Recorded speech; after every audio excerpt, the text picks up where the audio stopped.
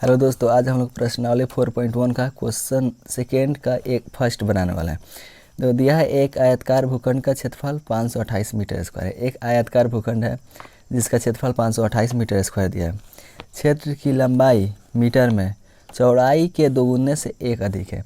इसमें यही हिंट दिया कि जो क्षेत्र की लंबाई है उसकी चौड़ाई के दोगुने से एक अधिक है, यानी क्षेत्र की लंबाई चौड़ाई के दोगुने से एक अधिक है। तो चौड़ाई कितना यह नहीं मालूम, लेकिन लंबाई मालूम है कि चौड़ाई के दोगुने से एक अधिक है। हमें भूखंड की लंबाई और चौड़ाई ज्ञात करनी है। हम लोग को भूखंड की लंबाई और चौड़ाई दोनों निकालना है। जो दिया है कि एक भूखंड है जिसका क्षेत्रफल 528 मीटर स्क्वायर है, यह दिया हुआ है। तो एक भूखंड आयतकार भूखंड है, तो देखो यह एक आयतकार भूखंड बना लिया और दिया है कि इसका क्षेत्रफल 528 मीटर स्क्वायर है। और इस क्वेश्चन में हिंट दिया हुआ है कि जो उसका लंबाई है, जो भूखंड का लंबाई है वो चौड़ाई के दोगुने से एक अधिक है। तो भूखंड का चौड़ाई कितना है यह नहीं मालूम, तो मान लेते हैं कि माना कि भूखंड का चौड़ाई बराबर x मीटर। मान लिए कि जो भूखंड का चौड़ाई है वह x मीटर है। तो जो भूखंड का लंबाई है, देखो ये चौड़ाई x मीटर मान लिए, तो जो भूखंड का लंबाई है चौड़ाई के दुगुना, तो अगर इसका चौड़ाई x है तो x का दुगुना हो जाएगा 2x। तो चौड़ाई के दुगुने से एक अधिक है, चौड़ाई के दुगुने से एक अधिक है, यानी जो चौड़ाई था x मीटर, तो x मीटर के दुगुना तो 2x हो गया। तो 2x से इसके दुगुना से एक अधिक है, तो हम लोग प्लस वन ऐड कर दिए, तो ये हो गया इतना 2x प्लस 1 मीटर, यह हो गया इसका लंबाई। तो यहाँ पे लिख देता था भूखंड का लंबाई बराबर 2x प्लस 1 मीटर, ये हो गया उसका लंबाई। प्रश्न से क्वेश्चन में दिया हुआ है कि जो भूखंड है, भूखंड का क्षेत्रफल 528 मीटर स्क्वायर है, ये इतना दिया हुआ है। तो भूखंड का क्षेत्रफल 528 मीटर स्क्वायर है, तो यह भूखंड है कैसा, तो आयत जैसा। और हम लोग जानते हैं आयत का क्षेत्रफल होता है आयत का क्षेत्रफल, क्योंकि आयतकार भूखंड दिया है तो आयत का क्षेत्रफल हम लोग जानते हैं होता है लंबाई गुणे चौड़ाई। यह आयत के क्षेत्रफल का निकालने के लिए फार्मूला होता है लंबाई गुणे चौड़ाई। और आयतकार भूखंड का क्षेत्रफल 528 है, तो आयत के क्षेत्रफल के पास 528 लंबाई, इसका लंबाई 2x प्लस 1 है, तो 2x प्लस 1 इंटू चौड़ाई x है, तो यहाँ पे मल्टीप्लाई में x आ गया। 528 है तो 528 इक्वल टू x से 2x में मल्टीप्लाई करेंगे, तो x से 2x में मल्टीप्लाई हुआ 2x स्क्वायर, x से 1 में मल्टीप्लाई किए तो प्लस x। अब देखो ये 528 को है, इसको दूसरे साइड भेज रहे हैं, तो इधर 0 बच जाएगा, 528 उधर जाएगा, प्लस 528 उधर जाएगा, माइनस 528 हो जाएगा। और यहाँ पर 2x स्क्वायर है, 2x स्क्वायर प्लस x है x, और प्लस 528 इधर गया तो माइनस 528। ठीक है, अब हम इसको प्लट के लिख सकते हैं, यानी इधर इस साइड वाला को इधर और इसको इधर कर दे रहे हैं। तो 2x square plus x minus 528 और बराबर 0, बस इसको उल्टा कर दिया और कुछ नहीं किया। और हम लोग द्विघात समीकरण को सॉल्व करना जानते हैं, जैसे फर्स्ट इंटू लास्ट ने इसमें दिया था, ये क्वेश्चन में इतना ही दिया था कि निम्न स्थिति को द्विघात समीकरण के रूप में निरूपित कीजिए। तो ये द्विघात समीकरण के रूप में निरूपित हो गया, यही इसका आंसर। ठीक है, इसको सॉल्व नहीं करना, इतना ही बस सॉल्व कर दे, मतलब इतना ही सॉल्व करना, इसमें x का इसका लंबाई और चौड़ाई नहीं निकालना। और लंबाई और चौड़ाई निकालना रहता तो इसको सॉल्व करते फर्स्ट इंटू लास्ट मल्टीप्लाई करके, या द्विघाती सूत्र से, जैसे जो भी इसको सॉल्व करने के लिए तरीका होता है उस तरीका को यूज़ करके हम लोग इसको सॉल्व कर लेते हैं। लेकिन हम लोग को सिर्फ द्विघात समीकरण निकालना था, निकाल दिया। ठीक है, देखो 2 नंबर क्वेश्चन है। 2 क्रमागत धनात्मक पूर्णांकों का गुणनफल 306 है, हमें पूर्णांक को ज्ञात करना है। देखो 2 क्रमागत पूर्णांक है, 2 क्रमागत धनात्मक पूर्णांक है, 2 क्रमागत धनात्मक पूर्णांक। तो अगर मान लेते हैं कि पहला धनात्मक पूर्णांक 1 है तो दूसरा क्या हो जाएगा 2। अगर मान लेते हैं पहला है 41 तो दूसरा क्या हो जाएगा 42। तो यही ना क्रमागत मतलब होता है लगातार, 2 लगातार धनात्मक पूर्णांक का गुणनफल, यानी 2 लगातार धनात्मक पूर्णांक को और गुणा करते हैं तो उनका गुणनफल आता है 306। तो अगर पहला 1 मानेंगे तो दूसरा 2 होगा, पहला 41 मानेंगे तो दूसरा 42 होगा। इसका मतलब प्रत्येक पहले वाले धनात्मक पूर्णांक में, यानी पहला 1 है तो प्रत्येक पहले वाले धनात्मक पूर्णांक में एक ऐड करेंगे तो उसका अगला धनात्मक पूर्णांक मिलेगा, तभी नहीं ये लगातार होगा। मान लो पहला धनात्मक पूर्णांक 41 है, तो 41 में एक जोड़ देंगे तो अगला धनात्मक पूर्णांक मिलेगा 42। तो हम लोगों को यह नहीं मालूम है कि ये जो क्रमागत धनात्मक पूर्णांक है वो है क्या। तो मान लेते हैं कि माना कि पहला धनात्मक पूर्णांक x, मान लेते हैं कि माना कि पहला धनात्मक पूर्णांक बराबर x। मान लिया कि पहला धनात्मक पूर्णांक x है, तो क्वेश्चन में दिया कि दो क्रमागत धनात्मक पूर्णांक है। तो अगर ये पहला x मान लेते हैं, अगर पहला x मान लेते हैं तो इसका अगला क्या होगा, तो पहला धनात्मक पूर्णांक में हम लोग एक ऐड कर देंगे तो उसका अगला धनात्मक पूर्णांक मिल जाएगा। तो नीचे इसके बाद लिख लेंगे तथा दूसरा धनात्मक पूर्णांक हो जाएगा x+1, दूसरा धनात्मक पूर्णांक। पहला x माने हैं तो दूसरा हो जाएगा x+1। तो ये ना हो गया दो लगातार, मतलब दो क्रमागत धनात्मक पूर्णांक हो गया, क्योंकि पहला x मान लिए तो x में एक जोड़ दिया तो ये अगला धनात्मक पूर्णांक मिल गया। तो ये दो क्रमागत धनात्मक पूर्णांक हो गए। प्रश्न से क्वेश्चन में दिया है कि दो क्रमागत धनात्मक पूर्णांक का गुणनफल 306 है, यानी पहला धनात्मक पूर्णांक और मल्टीप्लाई दूसरा धनात्मक पूर्णांक, दोनों धनात्मक पूर्णांक को अगर गुणा करते हैं, इन दोनों का गुणनफल 306 दिया है। तो पहला धनात्मक पूर्णांक x है, दूसरा x+1 है, तो इन दोनों का गुणनफल यानी इन दोनों को गुणा करते हैं तो कितना मिलता है 306 क्वेश्चन के अनुसार। तो 306 x से x में मल्टीप्लाई करें x² प्लस है तो प्लस, x से 1 में मल्टीप्लाई करें x और प्लस 306 इधर आएगा तो माइनस 306 हो जाएगा बराबर 0। क्योंकि हम लोग जानते हैं जब कोई भी नंबर एक साइड से यानी राइट साइड से RHS से अगर LHS के साइड जाएगी तो प्लस में रहेगी तो माइनस, माइनस में रहेगी तो प्लस, और RHS से LHS की तरफ आएगी तो माइनस में रहेगी तो प्लस, प्लस में रहेगी तो माइनस, इसलिए ये प्लस में इधर आया माइनस में। तो 3 नंबर क्वेश्चन दिया हुआ है कि रोहन की माँ 26 वर्ष बड़ी है। रोहन की माँ उससे 26 वर्ष बड़ी है, यानी जो रोहन की माँ है वह रोहन से 26 वर्ष बड़ी है। तो रोहन कितने वर्ष का है यह हम लोगों को नहीं मालूम। उनकी आयु का गुणनफल अब से 3 वर्ष पश्चात 360 हो जाएगी। उनकी आयु का गुणनफल अब से 3 वर्ष पश्चात यानी अभी जितने भी वर्ष के होंगे आने वाले 3 वर्ष बाद उन दोनों का आयु का गुणनफल यानी उन दोनों के जो आयु है उनको गुणा करेंगे तो 360 हो जाएगा। ठीक है, तो इसको भी द्विघात समीकरण के रूप में बदलना है। तो देखो रोहन की माँ उससे 26 वर्ष बड़ी है, जो रोहन की माँ है वह रोहन से 26 वर्ष बड़ी है, लेकिन रोहन कितने वर्ष का है यह हम लोगों को नहीं मालूम। तो मान लेते हैं कि माना कि रोहन का वर्तमान आयु, माना कि रोहन का वर्तमान आयु बराबर x वर्ष। मान लिया कि रोहन का वर्तमान आयु है x वर्ष। तो क्वेश्चन में दिया है कि जो रोहन की माँ है वह रोहन से 26 वर्ष बड़ी है, तो रोहन का नहीं मालूम था इसलिए रोहन का आयु x वर्ष मान लिए, तथा रोहन की माँ का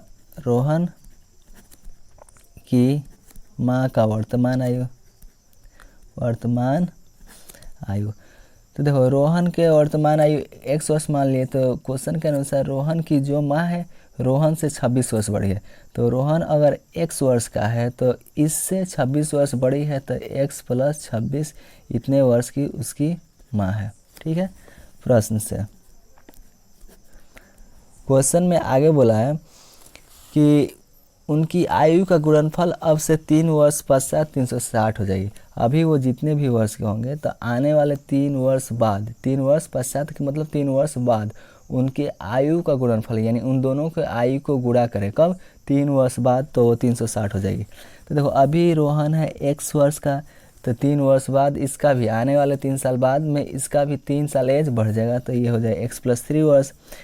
अभी उसकी माँ है x + 26 वर्ष की, तो अभी है ना, तो आने वाला 3 साल में इसका भी एज क्या होगा, 3 वर्ष पश्चात 3 वर्ष इसका भी एज बढ़ जाएगा, और इन दोनों के आयु को गुणा करें, 3 वर्ष पश्चात इन दोनों के आयु को गुणा करें तो उसका गुणनफल आता है 360, तो इक्वल टू हो जाएगा 360।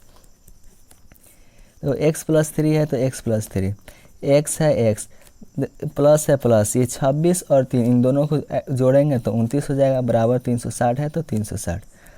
देखो x plus 3 into x plus 29, यानी x से पहले इन दोनों में मल्टीप्लाई करना है, फिर 3 से इन दोनों में मल्टीप्लाई करना है, तो इसको हम लोग ऐसे भी मल्टीप्लाई कर सकते हैं।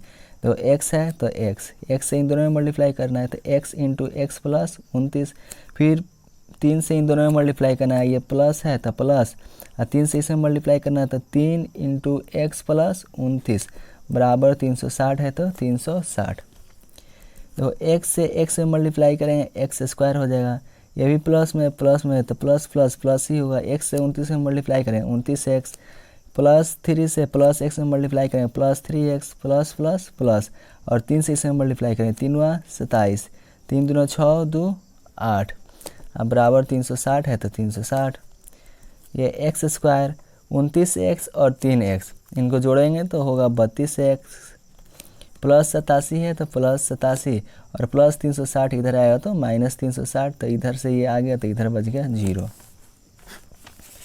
इसके बाद देखो एक्स स्क्वायर प्लस 32x, और ये प्लस 87 है माइनस 360 है, ये प्लस में है, ये प्लस में है और ये माइनस में है, तो ये प्लस में है माइनस में अलग अलग ये सिंबल है, तो हम लोग घटाएंगे तो 360 में से 87 घटा देंगे, आ जाएगा 273, अब बराबर 0 है तो 0। ये आ गया हमारा द्विघात समीकरण। बस इतना ही सॉल्व करना था, ये आंसर। ठीक है, अब नेक्स्ट क्वेश्चन हम लोग सॉल्व करेंगे। तो देखो अगला क्वेश्चन है ये 4.1 का लास्ट क्वेश्चन है, 2 का 4। देखो दिया हुआ है एक रेलगाड़ी 480 किलोमीटर की दूरी समान चाल से तय करती है। एक रेलगाड़ी है जो 480 किलोमीटर की दूरी समान चाल से तय करती है। यदि इसकी चाल 8 किलोमीटर पर आवर्स कम होती तो उसी दूरी को तय करने में 3 घंटे अधिक लेती। हमें रेलगाड़ी की चाल ज्ञात करनी है। देखो एक रेलगाड़ी है जो 480 किलोमीटर की दूरी एक समान चाल से तय करती है, तो उसका एक वह चाल आखिर कितना है, कितने की चाल से वह दूरी तय करती है 480 किलोमीटर, यह हम लोगों को नहीं मालूम। आगे क्वेश्चन में बोला है यदि इसकी चाल 8 किलोमीटर पर आवर्स कम होती तो उसी दूरी को, सेम वही 480 किलोमीटर दूरी को तय करने में 3 घंटे अधिक लेती। देखो अगर कोई एक स्पीड है, एक स्पीड से अगर वो रेलगाड़ी चलती है 480 किलोमीटर दूरी तय करती है तो उसको मतलब कुछ समय लगता होगा। अब कितना समय लगता है ये हम लोगों को नहीं मालूम। यदि इसकी चाल जितने की स्पीड से वो 480 किलोमीटर दूरी अभी तय की है, अगर उससे 8 किलोमीटर पर आवर्स कम होती दूरी अभी, तो उसी दूरी को यानी 480 किलोमीटर दूरी को तय करने में 3 घंटे अधिक लेती, 3 घंटा और अधिक लेती। तो देखो वो आखिर जो शुरू में 480 किलोमीटर दूरी तय की है रेलगाड़ी एक समान चाल से, तो आखिर उसका चाल क्या है यह हम लोगों को नहीं मालूम। तो जब नहीं मालूम तो मान लेते हैं कि माना कि रेलगाड़ी की चाल बराबर x किलोमीटर पर आवर्स। तो यहाँ पे लिख लेंगे माना कि रेलगाड़ी का चाल बराबर x किलोमीटर पर आवर्स। मान लिया कि रेलगाड़ी की चाल है x किलोमीटर पर आवर्स और उसका दूरी दिया तथा दूरी, तो देखो तो यह एक समान चाल से, तो उसका एक समान चाल मान लिया है x किलोमीटर पर आवर्स। बोला है कि अगर एक समान चाल से वह दूरी तय करती है, तो मान लो एक समान चाल से वह दूरी तय करती है, और दूरी कितना तय करती है 480 किलोमीटर। तो 480 किलोमीटर दूरी तय करती है x किलोमीटर पर आवर्स की स्पीड से, तो उस रेलगाड़ी को कुछ ना कुछ समय लगता होगा 480 किलोमीटर दूरी तय करने में। आखिर कितना समय लगता है यह हम लोगों को नहीं मालूम, तो हम लोग समय निकाल लेंगे। तो लिखेंगे 480 किलोमीटर दूरी तय करने में, दूरी तय करने में रेलगाड़ी द्वारा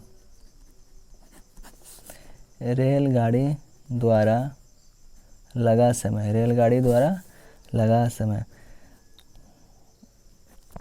जब x किलोमीटर पर आवर्स की स्पीड से 480 किलोमीटर दूरी ट्रेन तय करती है, रेलगाड़ी दूरी तय करती है, तो उसको कितना समय लगा वही हम लोग समय निकालना है। तो कितना समय लगा यह निकालने के लिए समय बराबर फार्मूला होता है दूरी बटा चाल। तो दूरी बताओ, तो दूरी कितना तय करती है तो 480 किलोमीटर। चाल उसका चाल कितना है तो x किलोमीटर पर हावर्स, तो ये उसको समय लगता है इतना हावर्स।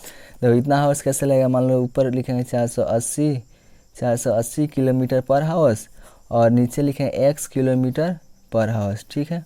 सॉरी 480 किलोमीटर दूरी दिया है ना, तो इतना किलोमीटर पर हावर्स, तो ये किलोमीटर से किलोमीटर कट जाएगा तो क्या आ जाएगा, तो 480 बटा x और समय है तो हावर्स। यानी देखो 480 किलोमीटर दूरी तय करने में रेलगाड़ी द्वारा लगा समय कितना है, 480 बटा x हावर्स, यानी रेलगाड़ी को 480 किलोमीटर दूरी तय करने में इतना समय लगता है। अब बोला है कि अगर ट्रेन की चाल 8 किलोमीटर पर हावर्स कम होती, यानी x किलोमीटर पर हावर्स की स्पीड से वह दूरी तय की है 480 किलोमीटर, तो उसको इतना समय लगा है। लेकिन क्वेश्चन में आगे बोल दिया है कि यदि रेलगाड़ी की चाल 8 किलोमीटर पर हावर्स कम होती तो उसकी चाल कितना होती, पहले हम लोग ये जान लेते हैं। पहले है x किलोमीटर पर हावर्स और 8 किलोमीटर पर हावर्स कम होती तो x है तो x, अब क्वेश्चन के अनुसार 8 किलोमीटर पर हावर्स कम होती तो x में से 8 घटा देंगे तो इतना अब चाल हो जाएगी, ठीक है। तो इसको लिख लेंगे हम लोग कि जब रेलगाड़ी की चाल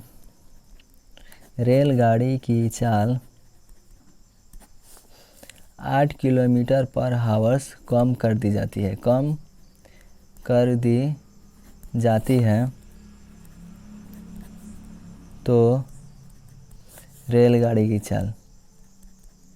रेलगाड़ी की चाल देखो, तो जब रेलगाड़ी की चाल 8 किलोमीटर पर हावर्स कम कर दी जाती है तो रेलगाड़ी की चाल कितना हो जाएगी, तो पहले है x तो x और 8 किलोमीटर पर हावर्स कम कर दी जाती है, यानी इसमें से घटा देंगे तो ये इतना किलोमीटर पर हावर्स हो जाएगा।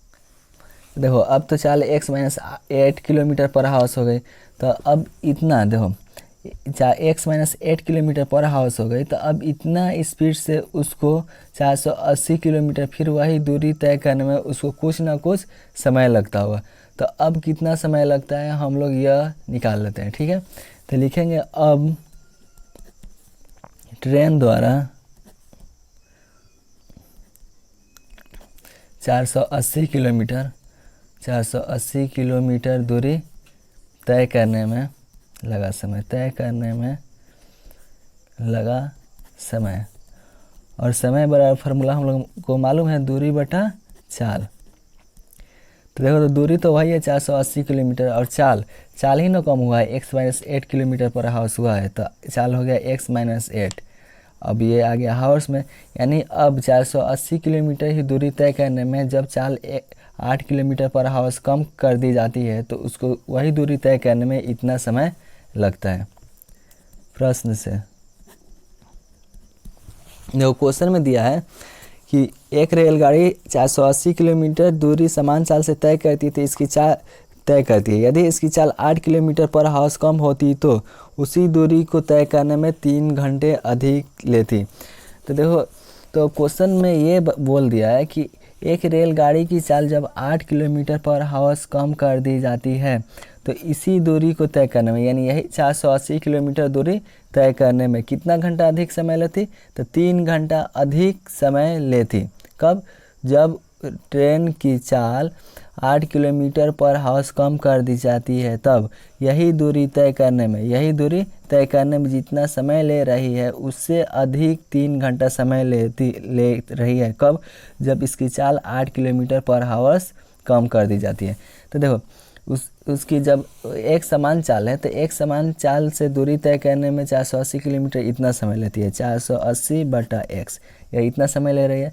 और जब उसका चाल 8 किलोमीटर पर हावर्स कम कर दी जाती है तब यह ट्रेन इतना समय ले रही है, 480 बटा x माइनस 8। तो क्वेश्चन के अनुसार अगर इसकी चाल 8 किलोमीटर पर हावर्स कम की गई है ना, इतना जब इसकी चाल कम कर दी गई है तो इस दूरी को तय करने में, यानी 480 किलोमीटर दूरी तय करने में अब 3 घंटा अधिक समय लेती है। कब से, तो पहले से। तो पहले इतना समय लेती है, अब इतना समय ले रही है, लेकिन पहले वाले से, ये पहले जितना भी समय लगता था उससे 3 घंटा अधिक समय लेता है। कौन, तो ये वाला चाल। तो 3 घंटा ये अधिक समय ले रहा है, इसका मतलब ये हुआ कि 3 घंटा अधिक ये समय ले रहा है, यानी पहले 3 घंटा कम समय लगता था तभी ना अब अधिक 3 घंटा समय ले रहा है। यानी जब पहले एक समान चाल था 1 किलोमीटर पर हावर्स तो उस समय 3 घंटा कम समय ले रहा है, जिसके क्वेश्चन के अनुसार उस समय 3 घंटा कम समय ले रहा है। जब इसका चाल 8 किलोमीटर पर हावर्स कम कर दी जाती है, तो अब 3 घंटा अधिक समय ले रहा है। तो इन दोनों को इक्वल करने के लिए हम लोग क्या करेंगे, इसमें 3 जोड़ देंगे, क्योंकि पहले 3 घंटा कम समय ले रहा है, अब 3 घंटा अधिक समय ले रहा है, तो ये अधिक समय ले रहा है ना, तो कितना, तो 3। तो अगर ये 3 घंटा कम समय ले रहा है, तो अगर इसमें 3 घंटा बढ़ा देंगे तो ये दोनों हो जाएगा आपस में बराबर। मेन यही स्टेप है, ठीक है। क्वेश्चन का मेन यही स्टेप है समझना, बाकी क्वेश्चन में कुछ नहीं है। अगर ये समझ में आ गया तो क्वेश्चन समझ में आ गया, ठीक है। तो अब हम लोग यहाँ से बटा के जोड़ बनाएंगे, तो इसके नीचे कुछ भी नहीं यानी 1 छुपा है, तो 1 और x का एल्स निकालेंगे, x आएगा, x से x कट गया, 480 प्लस है प्लस, इसके नीचे 1 है तो x से डायरेक्ट 3 में मल्टीप्लाई कर देंगे, तो 3x बराबर 480 बटा x माइनस 8 है तो x माइनस 8। अब इसको क्रॉस मल्टीप्लाई करेंगे 3 से x से इसमें और x माइनस 8 से इसमें, तो x minus 8 into 480 plus 3x और x से इसमें मल्टीप्लाई कर देंगे 480 में, तो 480x हो जाएगा, 480 x माइनस 8 से इसमें मल्टीप्लाई कर दिया और x से इसमें, ठीक है। तो देखो x से एक बार इन दोनों में मल्टीप्लाई करना है, फिर 8 से इन दोनों में मल्टीप्लाई करना है, तो इसको हम लोग ऐसे लिख सकते हैं x इंटू 480 प्लस 3x, और फिर माइनस 8 से इसमें मल्टीप्लाई करना है, तो माइनस 8 इंटू 480 प्लस 3x, अब बराबर 480x है तो बराबर 480x, ठीक है। अब हम लोग x से इसमें 480 में मल्टीप्लाई कर दें, तो x से 480 में मल्टीप्लाई करेंगे तो ये हो जाएगा 480x। अब x से 3x में मल्टीप्लाई करें तो ये प्लस है तो प्लस, x से 3x में मल्टीप्लाई हुआ 3x स्क्वायर, ये देखो ये माइनस में है ये प्लस में, तो माइनस प्लस माइनस। अब 8 से मल्टीप्लाई करेंगे तो 8 से 0 में मल्टीप्लाई हुआ 0, 8 8 64 64 के 4, 6 बच गया, 8 चौके 32, 32 6 38, ये देखो ये माइनस में ये प्लस में, माइनस प्लस माइनस। अब 8 से 3 में मल्टीप्लाई करेंगे तो 8 3 के 24 और x है x बराबर इधर 480x है तो 480x, ये प्लस 480x इधर आएगा तो माइनस 480x होगा, तो ये 480 से 480 कट जाएगा, तो यहाँ बच गया 3x स्क्वायर, माइनस 24x पहले लिख दे रहे हैं, तो माइनस 24x और माइनस 38 40 है तो 38 40, अब ये कट गया तो इधर बच गया 0, ठीक है। देखो तो इन सब में 3 कॉमन है क्या, 3 कॉमन लेते हैं, इन सब में 3 कॉमन है। देखो तो 3 एकम 3, 3 2 6, 3 बटे 24, यानी 3 इसमें भी है, 3 इसमें भी है और 3 इसमें भी है, तो 3 कॉमन ले लेते हैं। तो 3 हम लोग जानते हैं जो नंबर कॉमन लिया जाता है उसी नंबर से उसमें डिवाइड दे दिया जाता है, अगर कॉमन समझ में नहीं आएगा कि कॉमन कैसे लिए, तो देखो इसमें से 3 कॉमन लिए तो 3 से इसमें डिवाइड देंगे, तो 3 से इसमें डिवाइड देंगे तो 3 से 3 कट गया, x स्क्वायर माइनस है माइनस, 3 8 है 24, 3 से इसमें भाग देंगे तो 3 8 24, तो 8x, और 3 से इसमें भाग देंगे तो 3 एकम 3, 8 है 3 दूना 6,